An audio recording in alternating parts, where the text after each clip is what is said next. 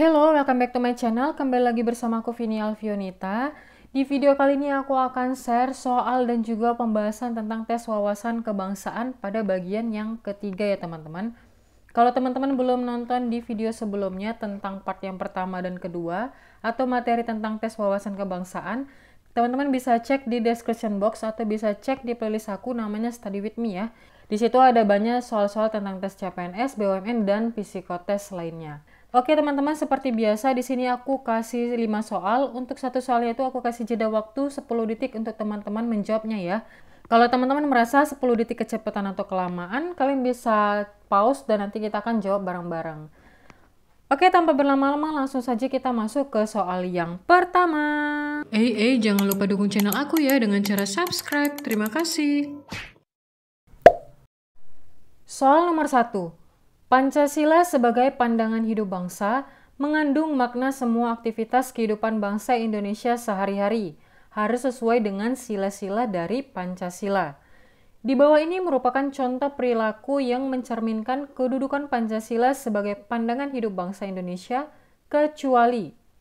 Kita mulai.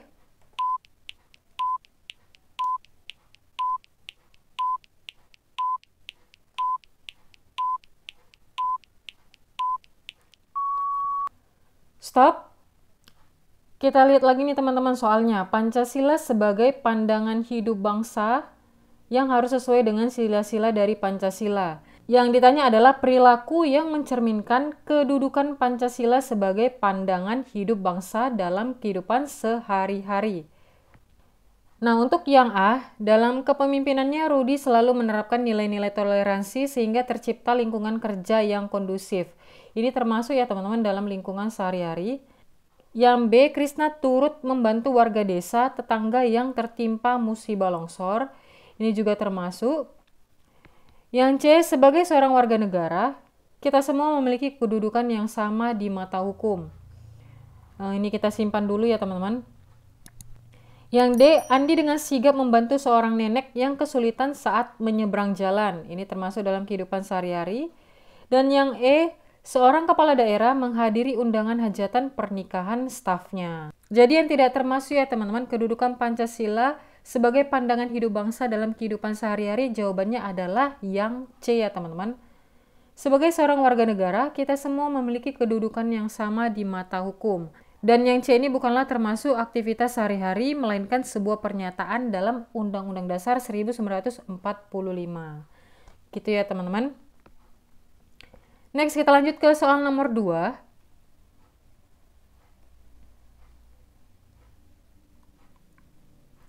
Sikap Jenderal Sudirman memimpin perang gerilya yang berlangsung selama 7 bulan. Dalam menjalankan peperangan tersebut, kondisi fisik Sudirman dalam keadaan sakit berat. Hal itu membuatnya harus ditandu untuk memimpin pasukannya. Sudirman memimpin perjuangan gerilya dengan berpindah-pindah dalam keadaan kesehatannya yang semakin lama semakin menurun. Meski dalam kondisi tersebut, Jenderal Sudirman telah menjelajahi wilayah gerilya di daerah selatan Yogyakarta, Surakarta, Madiun, dan Kediri. Dan pada akhirnya Belanda bersedia mengadakan perundingan dengan pihak Indonesia. Maka sikap bela negara yang bisa dicontoh dan diteladani dalam kehidupan sehari-hari dari kisah Jenderal Sudirman adalah, kita mulai.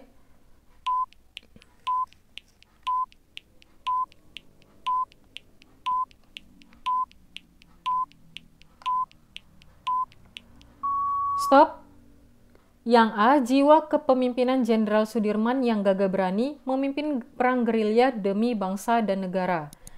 Yang ditanya ini adalah sikap bela negaranya ya teman-teman.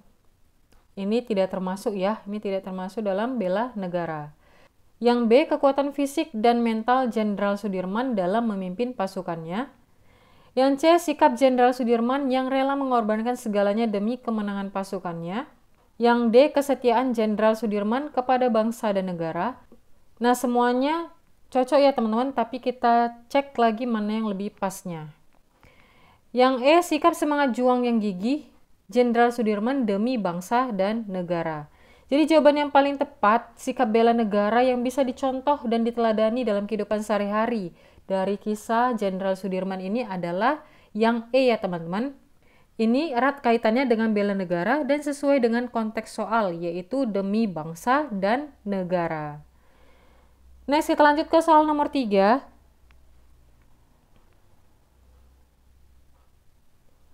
Muhammad Hatta memiliki impian yang berkaitan dengan materi. Salah satunya, beliau begitu mengidam-idamkan sepatu Bali. Pada tahun 1950-an, sepatu Bali adalah merek sepatu bermutu tinggi. Harganya tentu saja tidaklah murah. Potongan iklan yang memuat alamat penjual sepatu itu menjadi saksi bisu keinginan sang wakil presiden. Demi sepatu itu, Bung Hatta berusaha menabung. Namun uang tabungannya tidak pernah mencukupi karena selalu terambil untuk membantu kerabat dan handai taulan yang datang meminta pertolongan. Nilai integritas yang terkandung dalam sosok Muhammad Hatta adalah, kita mulai.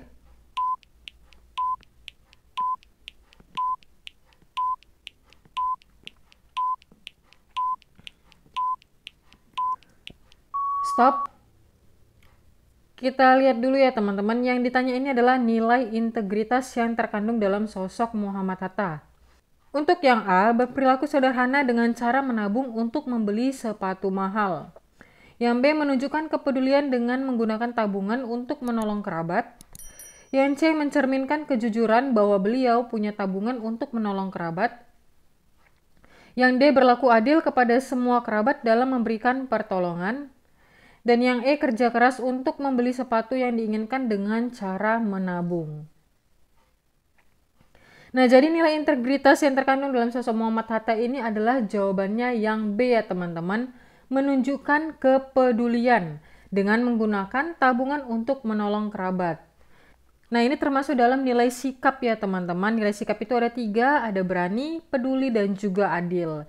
Jadi Muhammad Hatta ini termasuk dalam aspek sikap dalam nilai kepedulian.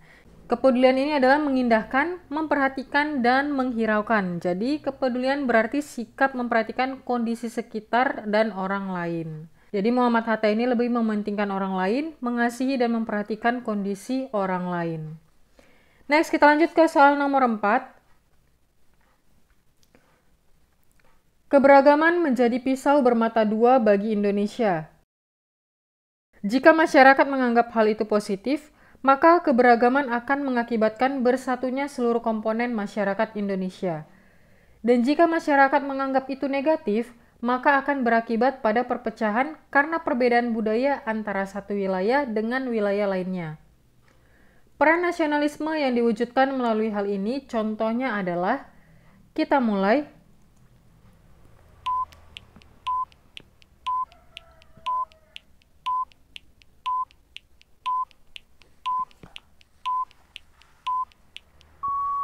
Stop. Yang ditanya adalah peran nasionalisme ya teman-teman. Kita lihat dari poin yang A. Susi selalu memberikan yang terbaik kepada temannya jika satu kepercayaan dengannya. Di sini ada kata-kata jika satu kepercayaan. Berarti ini salah ya teman-teman. Yang B. Tidak sedikit yang membicarakan Anissa karena rambut dan warna kulitnya yang berbeda. Membicarakan si Anissa ini tidak termasuk dalam bentuk nasionalisme ya teman-teman. Yang C, Andi tidak keberatan untuk berkumpul bersama teman-temannya yang berbeda agama. Ini poinnya adalah tidak keberatan, tidak termasuk dalam nasionalisme.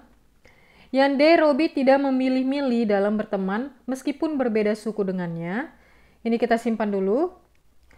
Yang E, teman-teman Santi yang tertawa ketika Santi menyanyikan lagu daerahnya. Teman-temannya tertawa ketika menyanyikan lagu daerah. Ini tidak termasuk ya teman-teman. Jadi jawaban yang paling tepat itu adalah yang D ya teman-teman. Robi tidak memilih-milih dalam berteman. Jadi siapapun dia teman meskipun berbeda suku dengannya. Next, kita lanjut ke soal nomor 5, soal nomor terakhir. Keberadaan Pancasila sangat penting bagi semua sendi kehidupan bangsa Indonesia.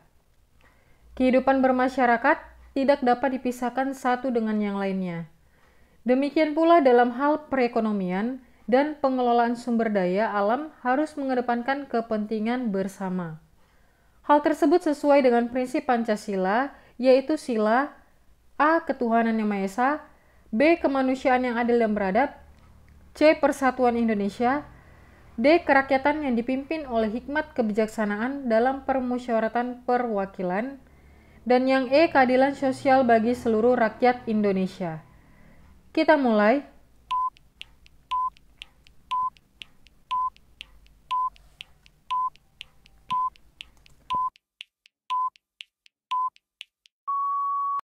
Stop.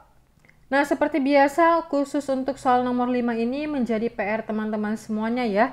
Teman-teman bisa jawab di kolom komentar, dan kalau misalnya teman-teman punya jawaban yang berbeda dariku, bisa banget komen di bawah dan kasih tahu alasan teman-teman semuanya. Oke teman-teman, segitu aja untuk soal tes wawasan kebangsaan di bagian yang ketiga ini. Kalau kalian suka silakan like, kalau ada pertanyaan, ide, tanggapan, atau saran silakan komen di bawah ya. Dan terima kasih buat teman-teman semuanya yang sudah meluangkan waktunya untuk menonton video ini. Dan bagi yang udah subscribe, aku ucapkan terima kasih banyak. Sampai jumpa di next video. Bye-bye.